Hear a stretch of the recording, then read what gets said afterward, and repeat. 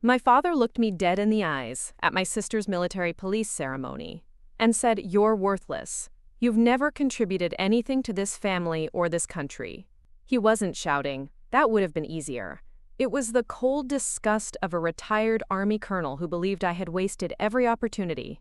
I sat watching him applaud my sister Elena's promotion, surrounded by ribbons and commendations that bore everyone's name but mine, until her MP commander walked over, stopped in front of me, and said loud enough for everyone to hear, "Ma'am, you're the Vice Chair of the Joint Chiefs of Staff." Before we jump back in, tell us where you're tuning in from, and if this story touches you, make sure you're subscribed, because tomorrow I've saved something extra special for you.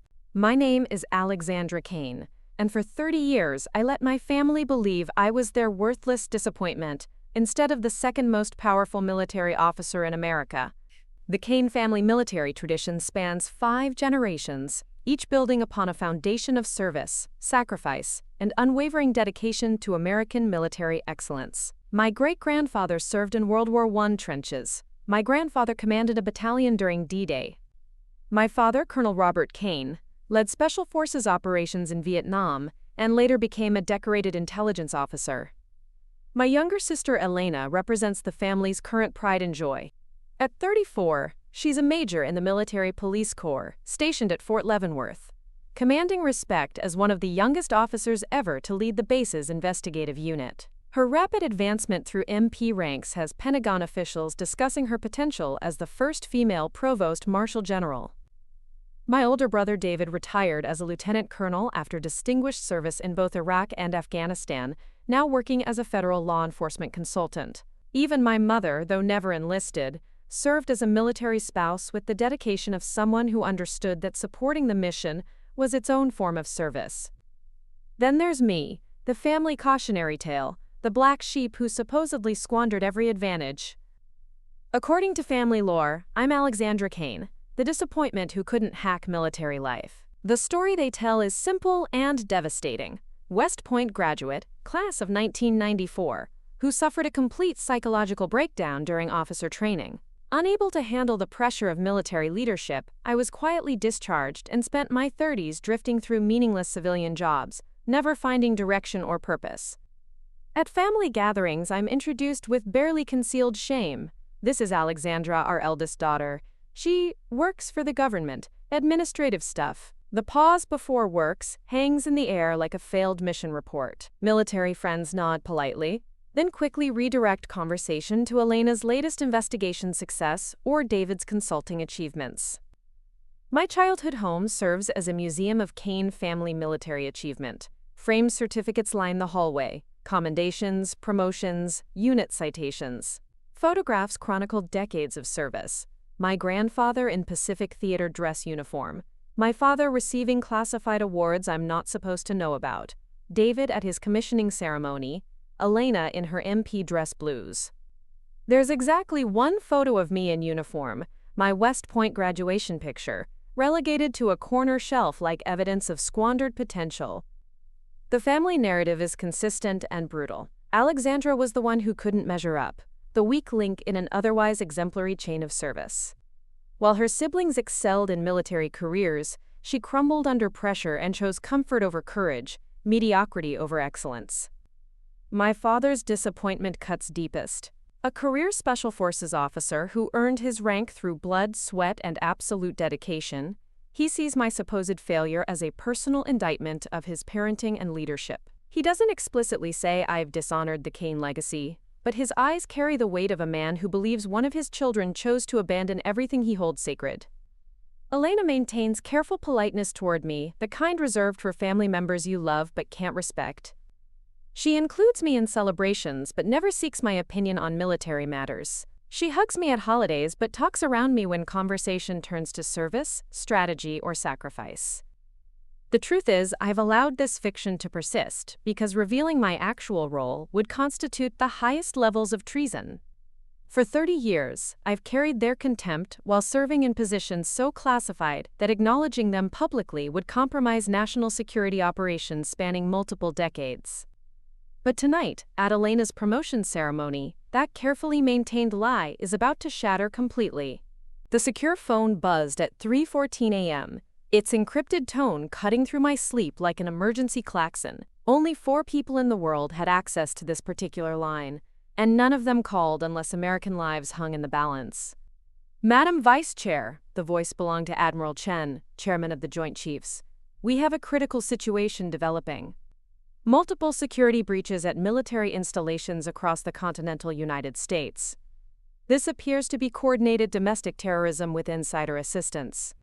I was already moving toward my secure terminal, muscle memory taking over as my mind processed the implications.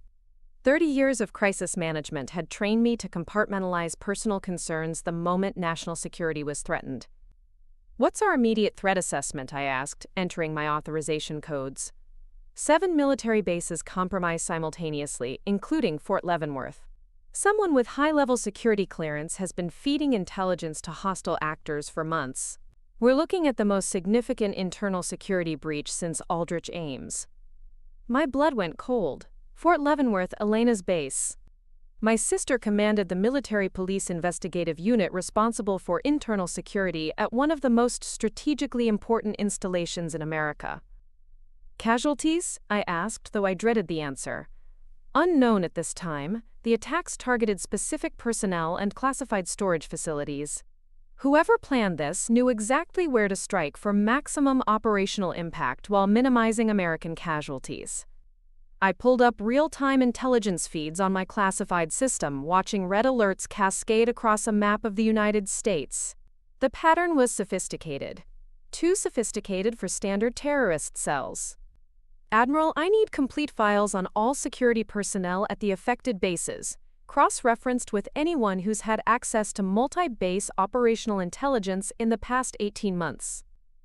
"Already in progress, ma'am, but there's another complication." His voice carried a weight I'd rarely heard in 3 decades of military service. "The military police investigation at Fort Leavenworth is being led by Major Elena Kane. She's requesting immediate strategic consultation on counterintelligence protocols."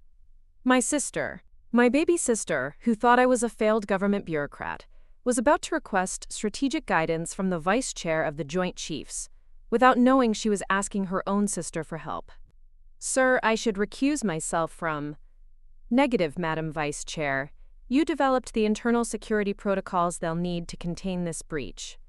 Your personal connection doesn't override the fact that you're the only person with comprehensive knowledge of both the original security architecture and the potential vulnerabilities." I stared at my reflection in the dark computer screen, seeing not the family disappointment Elena knew, but the woman who'd spent 3 decades making decisions that protected American military personnel from threats they'd never know existed. "Understood, Admiral. I'll be at the Pentagon in 1 hour." After ending the call, I stood in my Alexandria apartment, surrounded by the carefully constructed fiction of my civilian life.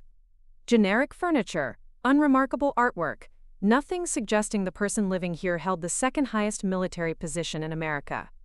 My phone buzzed with a text from Elena. "Alex, something big is happening at base. Can't talk details, but I'm leading the investigation. Dad would be so proud if he knew I was handling something this important. Wish you understood what real responsibility feels like." I read that message 3 times, each reading cutting deeper than the last. My sister was about to investigate a security breach using protocols I'd personally designed. She'd be implementing counterintelligence measures I'd personally approved. Her life might depend on strategic decisions I'd personally authorized. And she had no idea that the sister she pitied for lacking understanding of quote, real responsibility was about to coordinate every aspect of her investigation from the Pentagon's most classified command center. I grabbed my security badge, the one that read Alexandra Kane, Vice Chair, Joint Chiefs of Staff, Clearance Level Ultra Black, and headed into the Washington darkness. In 4 hours, Elena would receive her operational orders. In 8 hours, she'd be executing counterintelligence protocols. And somewhere between those moments, I'd have to decide whether protecting my cover was worth more than protecting my sister's life. The family disappointment was about to become responsible for saving the family hero once again. The Pentagon at 4 a.m. operates like a city that never sleeps, but with the focused intensity of a war machine processing global threats in real time. Security checkpoints that normally handle thousands of daily visitors stood nearly empty, staffed by guards whose expressions sharpened when they saw my clearance level.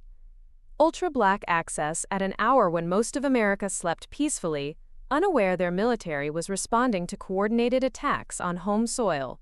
Preparing and narrating this story took us a lot of time, so if you are enjoying it, subscribe to our channel. It means a lot to us. Now back to the story. I passed through 9 increasingly secure checkpoints, each one granting access to deeper levels of classified operations. My footsteps echoed through corridors lined with reinforced blast doors, each hiding command centers that could coordinate military responses across 6 continents simultaneously. The Joint Chiefs Strategic Operations Center occupied 2 entire floors in the Pentagon's most secure section, its existence unknown to most Pentagon personnel. Here, in rooms that didn't appear on any public building schematics, America's highest military officials made decisions that could reshape global stability within hours. When I entered the main command center, controlled chaos greeted me like a familiar symphony. Dozens of uniformed officers and classified contractors worked at terminals displaying intelligence feeds from every corner of the globe. Wall-mounted screens showed real-time satellite imagery, intercepted communications, troop movements, and threat assessments, all flowing in constant streams that trained analysts converted into actionable military intelligence.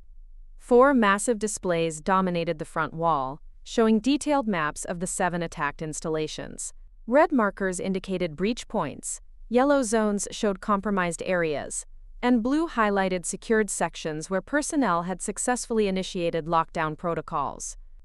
Madam Vice Chair Colonel Rodriguez, my senior intelligence coordinator, approached with a tablet containing preliminary breach analyses. We've confirmed simultaneous penetrations at all 7 installations. The precision suggests months of surveillance and inside knowledge of rotating security schedules. I studied the data, my mind automatically processing attack vectors and response scenarios. This wasn't random domestic terrorism. This was strategic warfare designed to test America's internal security capabilities while gathering intelligence on our most sensitive installations. Casualty reports? Remarkably low, ma'am. 18 injured, no fatalities. The attackers seemed more interested in accessing classified materials than causing mass casualties. That suggests state-sponsored intelligence gathering rather than terrorist destruction. A chill ran down my spine. If foreign intelligence services had recruited assets inside American military installations, Elena's investigation would put her directly in the crosshairs of enemy operatives willing to kill to protect their networks. Admiral Chen appeared beside me, his expression grim. The President is convening an emergency National Security Council meeting at 0800. He wants a complete assessment of vulnerabilities and a strategic response plan within 4 hours. I nodded, slipping into the role I'd inhabited for 3 decades while my family believed I pushed papers in some forgotten government office. I need comprehensive files on all personnel with access to multi-base security protocols, analysis of communication patterns preceding the attacks, and background investigations on anyone who's had contact with foreign nationals in the past year. As my team scattered to execute these orders, I moved to my private terminal and began accessing databases so classified that unauthorized viewing carried automatic life imprisonment sentences. Patterns emerged quickly, too quickly for comfort. This level of coordination required resources and intelligence that only major foreign powers possessed. Colonel Rodriguez, I called out, cross-referenced these attack patterns with Operation Silent Guardian protocols. His face went pale. Operation Silent Guardian was a counterintelligence program I developed 7 years ago, so classified that fewer than 15 people knew it existed. If someone was using our own security protocols against us, we faced a threat far beyond coordinated attacks. My secure phone buzzed with another message from Elena. Alex, this is bigger than anything I've handled before. The attackers knew things they shouldn't have known. Sometimes I wish you understood what it feels like to have the weight of national security on your shoulders. I stared at that message, surrounded by screens showing the aftermath of attacks I'd spend the next 12 hours analyzing, developing responses that could save hundreds of American military personnel, including my sister. In this command center, I was the vice chair of the Joint Chiefs, architect of American military security, guardian of national defense. But to Elena, I remained just Alexandra, the worthless sister who'd never understood what real responsibility meant. 4 hours into the crisis analysis, the secure elevator doors opened with their distinctive chime, and I heard a voice that made my heart stop mid-beat. I need to speak with the vice chair immediately. We have a potential insider threat that could compromise every military police operation in the continental United States. I turned from my intelligence terminal to see a familiar figure in military police dress uniforms striding across the command center. Lieutenant Colonel James Morrison, Elena's commanding officer at Fort Leavenworth. Behind him, looking overwhelmed and out of place among the classified terminals and global intelligence feeds, walked my sister. Elena's eyes swept the Strategic Operations Center with obvious amazement. Rows of ultra-black clearance workstations, wall-mounted screens displaying real-time intelligence from every American military installation, uniformed personnel moving with the urgent precision of people managing global security threats. This was her first glimpse into the Pentagon's true nerve center, and I watched her struggle to comprehend the scope of operations she was witnessing. The vice chair is currently coordinating multi-theater response protocols, Colonel Rodriguez intercepted them professionally. I can arrange a briefing with... Colonel, with all due respect, Lieutenant Colonel Morrison interrupted, my investigation has uncovered evidence of a mole with access to Joint Chiefs level intelligence. I need strategic oversight from someone with counterintelligence authority, and I need it immediately. I stood slowly, knowing that the moment I turned around, 30 years of carefully maintained separation would collapse. For 3 decades, I'd managed to keep my two worlds apart through meticulous operational security and family deception. Lieutenant Colonel Morrison, I said, my voice carrying the authority that comes with making decisions that affect global military operations. I understand you've discovered concerning intelligence regarding internal security breaches. Both officers turned toward me, and I watched recognition hit Morrison like a physical shock. His professional composure cracked, as his expression shifted from urgent military briefing mode to complete disbelief, then to something approaching awe. Holy hell, he whispered, staring at me like I'd materialized from military legend. Alexandra Kane, you're the Iron Strategist. Elena's head snapped between us, confusion and growing alarm written across her face. Iron Strategist? Colonel, how do you know my sister? Morrison continued staring, his voice barely controlled. Know her? Elena, your sister redesigned American military intelligence architecture after 9/11. The Iron Strategist, the invisible architect who revolutionized how we identify and neutralize internal security threats. That's impossible, Elena said, but her voice wavered with uncertainty. Alexandra works some boring government contractor job. She couldn't even handle basic military service. She washed out of officer training. I watched my sister's worldview begin to fracture as Morrison shook his head slowly, respectfully. Elena, your sister didn't wash out of anything. She was recruited directly from her supposed discharge into the most classified intelligence position in American military history. Every counterintelligence protocol you've trained on, every internal security measure you've implemented, she designed them. The command center had gone noticeably quieter around us, dozens of personnel pretending they weren't witnessing a family revelation with serious national security implications. Elena stared at me with growing horror and comprehension. The government contractor story. Operational cover? I said simply. I've been the vice chair of the Joint Chiefs for 12 years, Elena. Before that, I spent 18 years developing the intelligence systems that keep military personnel like you safe from internal threats. Morrison stepped forward, his voice filled with the kind of respect I'd never heard directed toward me by anyone in my family. Ma'am, I've implemented security protocols you developed. I've got soldiers alive today because of threat assessment systems you created. It's an honor to finally meet the Iron Strategist face to face. Elena looked like someone had just explained that gravity worked in reverse. But Dad said, everyone said you were worthless. I let them believe that, I said quietly, because the alternative was revealing state secrets that could get American military personnel killed. The alarm that pierced the Strategic Operations Center wasn't the standard alert tone. It was the signal reserved for imminent threats to American military personnel. Elena flinched at the sharp, urgent sound, but I was already moving toward the main tactical display before the intelligence officer could speak. Madam Vice Chair, we've intercepted communications indicating the insider threat is planning to eliminate key military police investigators, Colonel Rodriguez reported, his voice tight with urgency. They know Major Kane's team is close to identifying the mole. There's an active assassination order targeting your sister's investigation unit. Elena stared at the screens, showing threat assessments for her own team, her face draining of color. How is that possible? My investigation details were classified at the highest levels. I studied the intelligence feeds, my mind processing data points that others missed. 30 years of pattern recognition kicked in as I analyzed communication intercepts, personnel movement tracking, and security breach timelines. It's not just possible, I said grimly. It's inevitable when someone's been feeding operational intelligence to foreign handlers for over a year. I moved to my secure terminal and began pulling up files that made Lieutenant Colonel Morrison step back involuntarily. My fingers flew across the keyboard, accessing databases so classified that viewing them without ultra-black clearance was a federal crime. Colonel Rodriguez, bring up Operation Silent Guardian on screen 4, I ordered. Cross-reference with all personnel who've had access to military police investigation protocols in the past 18 months. Ma'am, those files are above my clearance level. I wrote those protocols, Colonel. Execute the order immediately. As classified data cascaded across multiple screens, patterns emerged that painted a terrifying picture.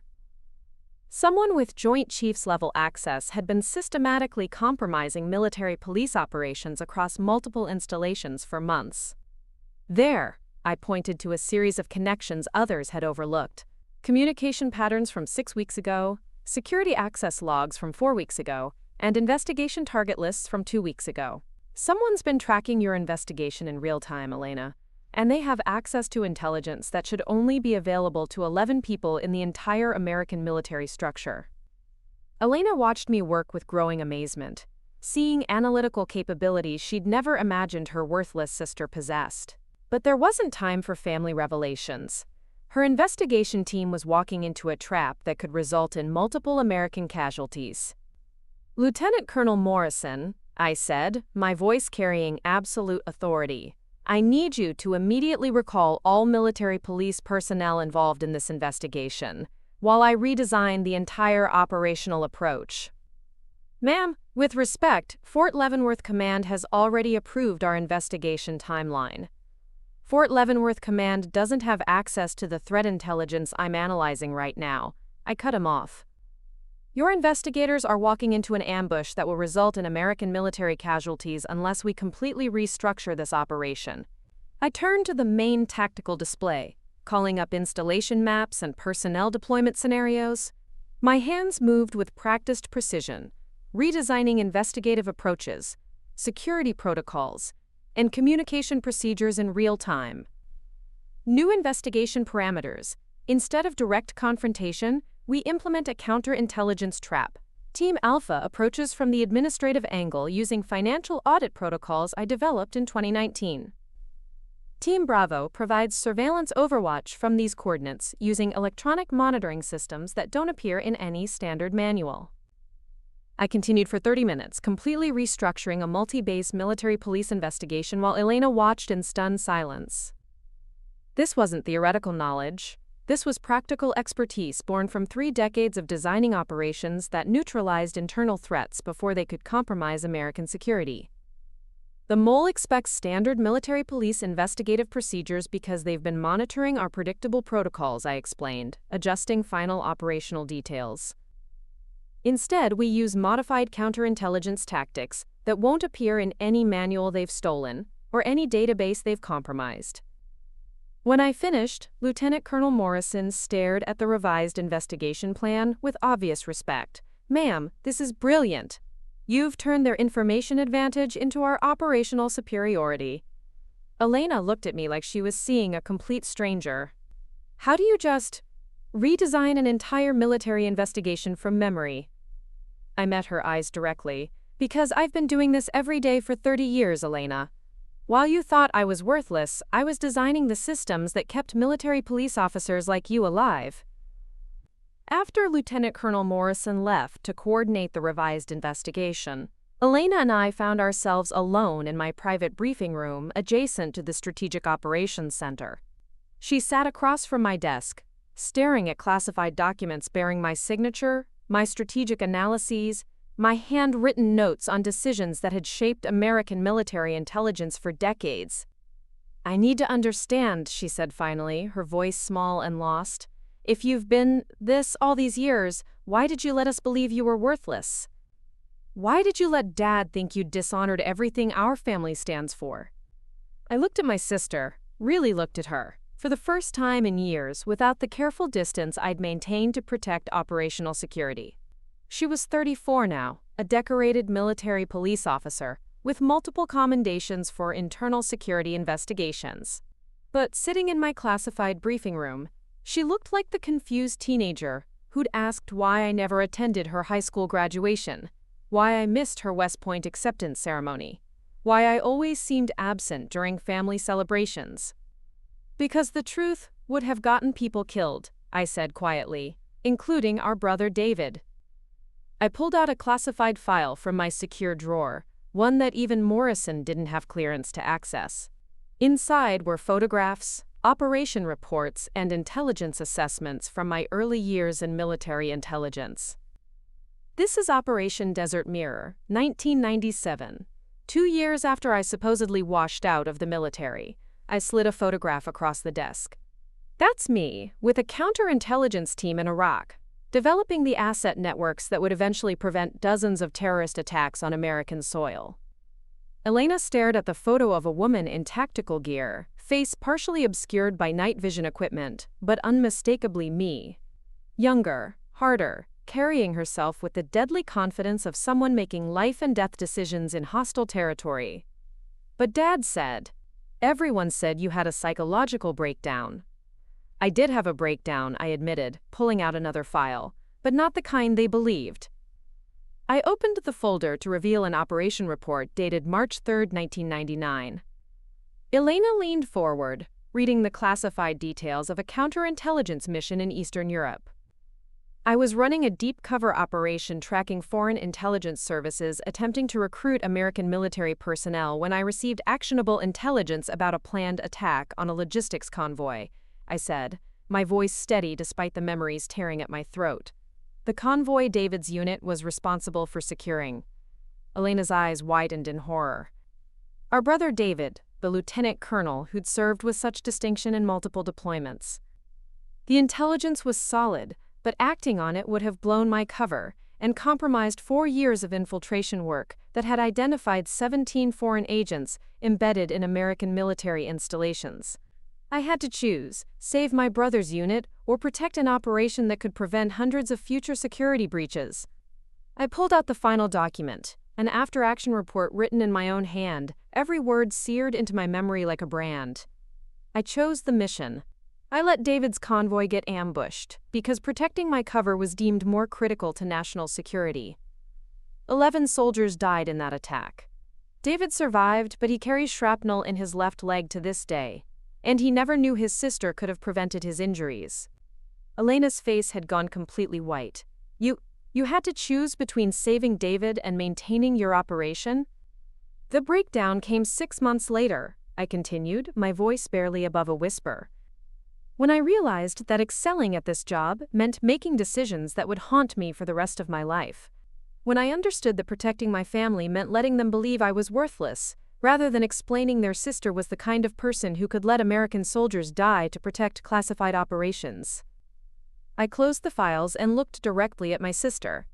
Every family gathering where Dad talked about honor and service, I sat there knowing I'd sacrificed our brother's safety for the greater good. Every time he called me worthless, I accepted it, because the alternative was explaining that their daughter was responsible for decisions that let American military personnel get killed to protect national security. Elena stared at me with tears streaming down her face. "All these years you've been carrying this guilt alone." "It's not guilt, Elena. It's the cost of keeping America safe. This is what real service looks like when nobody's watching." 3 days after Elena's investigation team successfully neutralized the insider threat, resulting in the arrest of 2 foreign intelligence operatives and 0 American casualties, My sister returned to the Pentagon with questions that had consumed her during the entire mission. "I need to see everything," she said, entering my office with the determined stride of a military police officer who'd made a decision. "Every file, every operation, every piece of evidence that proves what you've actually been doing for 30 years. I hesitated. "Elena, some of this information could compromise ongoing." "Could compromise what? Me?" "Alexandra, I just spent 72 hours executing counterintelligence protocols you designed, watching strategies you developed neutralize threats to American national security. I think I can handle learning the truth about my own sister." I opened my ultra-black database and began accessing files, decades of classified operations, strategic assessments, and intelligence reports that bore my digital signature. As the documents populated across multiple screens, Elena pulled her chair closer, studying each one with the analytical mind of a trained investigator. "This counterintelligence doctrine from 2001, she said, pointing at a classified manual. "This is what they taught us at military police school. The Kane Protocol for identifying internal security threats. Named after the family that developed it," I said quietly. Her eyes widened as realization hit. "But in the training materials it says developed by Colonel Robert Kane and Joint Chiefs Intelligence Assessment Division. It credits Dad with creating these protocols." I pulled up the original files, showing timestamps and digital signatures proving the protocols originated from my terminal, my analysis, my strategic framework. "Your father provided field testing feedback and implementation suggestions, but the core intelligence architecture came from me." Elena's face went pale as she scrolled through document after document showing the same systematic pattern. My innovations credited to our father. My strategic breakthroughs published under his name. My revolutionary approaches to internal security attributed to, quote, Joint Chiefs Intelligence Assessment Division rather than their actual architect. "This can't be right," she muttered, but her voice lacked conviction. "Dad wouldn't steal credit for your work. He's the most honorable man I know." I opened another classified file, email correspondence between my father and Pentagon publishing officials from 2003. Elena read over my shoulder as the truth unfolded in cold, bureaucratic language. "Classification requirements necessitate attributing strategic innovations to Colonel Kane rather than the actual author to maintain operational security," she read aloud. "Publication under real author's name would compromise active intelligence operations." The emails continued, showing how my father had initially protested taking credit for work that wasn't his, but eventually agreed when told it was essential for national security and my personal safety. "He was protecting you," Elena said, but her voice sounded hollow. "Initially, yes," I replied, accessing more recent files, "but look at these." I showed her documents from 2018, long after the original security concerns had been resolved.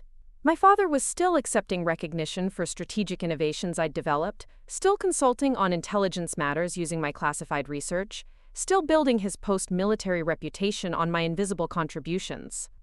"The Kane Doctrine for Modern Internal Security," Elena read from a prestigious Defense Journal article by Colonel Robert Kane, retired. "Jesus, Alexandra, this entire article is just a summary of your classified intelligence frameworks."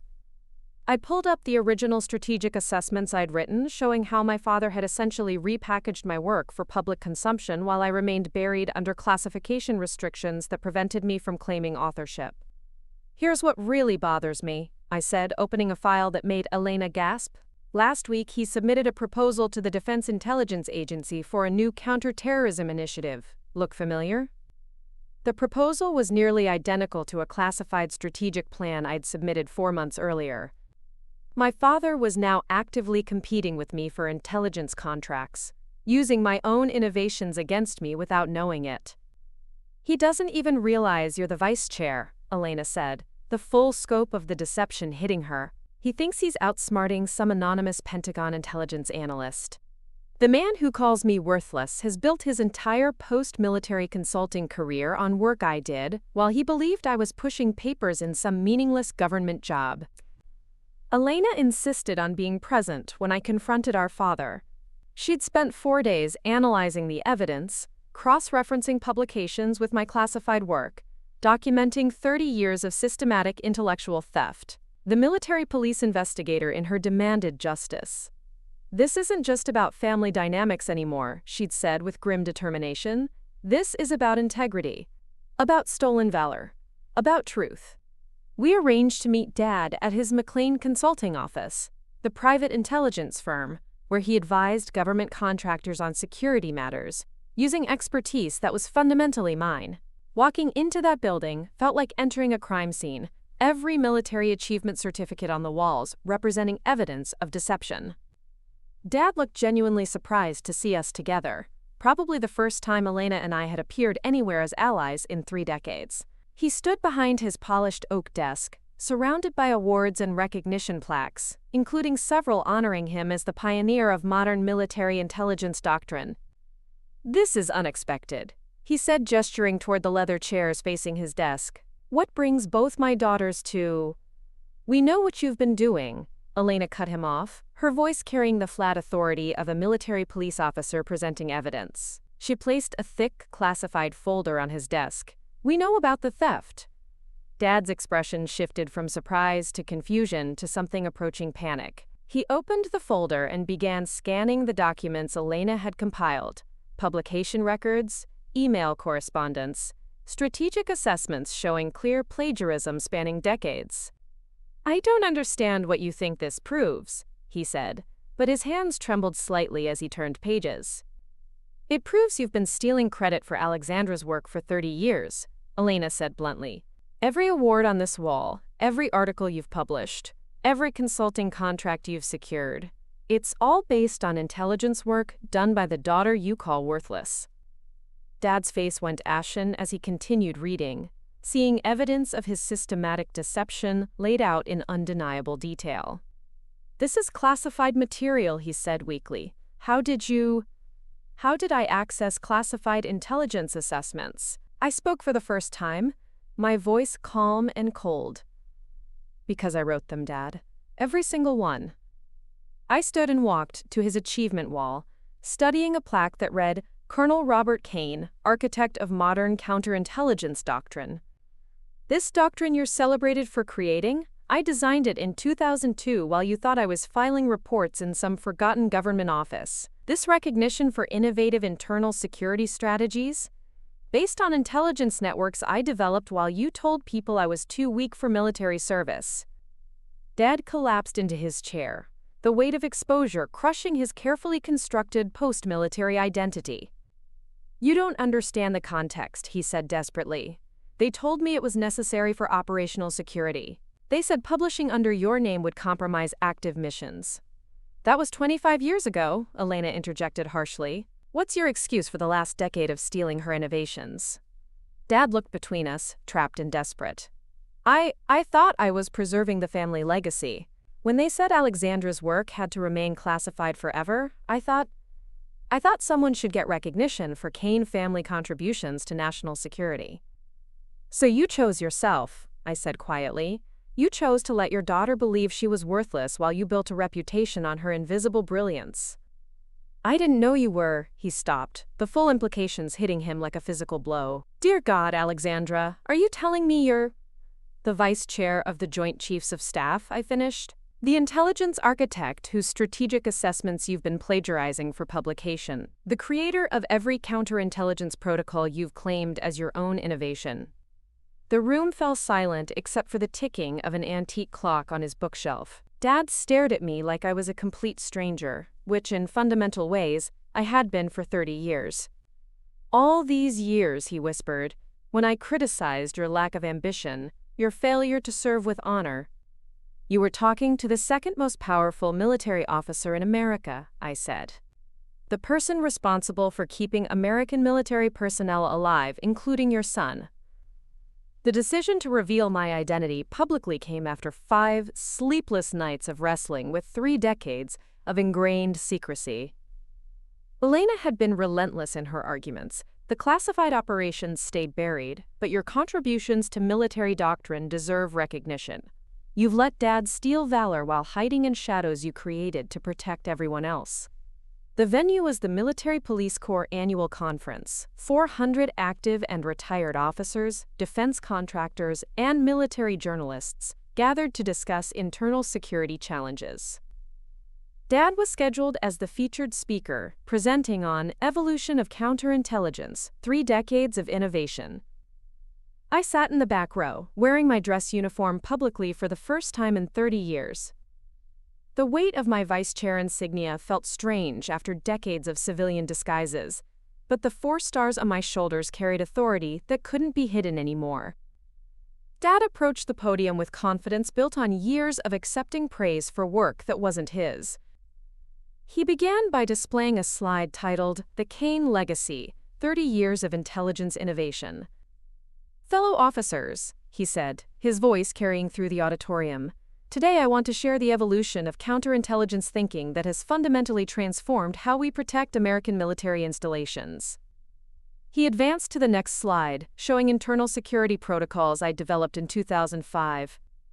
He spoke authoritatively about strategic decisions he'd never made, intelligence frameworks he'd never conceived, threat assessments he'd never analyzed. I waited until he was 20 minutes into his presentation, explaining counterintelligence strategies to an audience that included officers who'd implemented those exact procedures to prevent security breaches at bases worldwide. Then I stood. The movement caught Lieutenant Colonel Morrison's attention first. He was sitting 5 rows ahead, and when he turned to see who was disrupting the presentation, recognition hit him like lightning. "Holy hell," he whispered, loud enough for nearby officers to hear. "That's the vice chair of the Joint Chiefs." The whisper spread outward like ripples from a stone. More heads turned, more voices murmured. The audience's attention shifted from the speaker to the woman in uniform standing at the back. Dad noticed the disturbance and paused mid-sentence, squinting against stage lights to identify the source of commotion. "I apologize for the interruption," I said, my voice carrying clearly through the auditorium's acoustics. "But there's been a significant misattribution of authorship." Complete silence fell over the room. Dad's face went white as he recognized my voice, then my uniform, then the devastating implications of my presence. Morrison stood, snapping to attention. "Ladies and gentlemen," he announced, "Vice Chair of the Joint Chiefs, Alexandra Kane." The auditorium erupted. Officers scrambled to their feet, some saluting, others applauding, most staring in shocked recognition. Military journalists began photographing what they realized was unprecedented. I walked down the center aisle, my footsteps echoing in sudden quiet. When I reached the stage, Dad stood frozen behind the podium, staring at me like I was a ghost materializing from his worst nightmare. "Colonel Kane," I said formally, using his rank instead of Dad. "The intelligence innovations you're presenting were developed under my direct oversight between 1994 and 2024. The Kane protocols, the internal security frameworks, the counterintelligence assessment systems, all originated from Joint Chiefs strategic analysis under my signature." I turned to address the audience directly. For 30 years, classification requirements prevented me from claiming credit for intelligence work that needed absolute secrecy.